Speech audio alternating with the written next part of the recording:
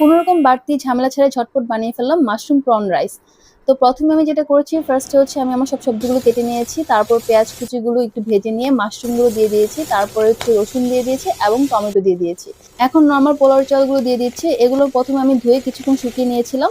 এরপর পুরোটা জিনিস একসাথে একটু মিক্স করে তারপর আমি লবণটা অ্যাড করেছি, কিছুটা গোলমরিচ দিয়েছি এবং এখন হচ্ছে অরিগানো দেওয়ার পালা। তো সবগুলো জিনিস আমি একসাথে ভালো মতো মিশিয়ে কিছুক্ষণ ভেজে নিয়েছি।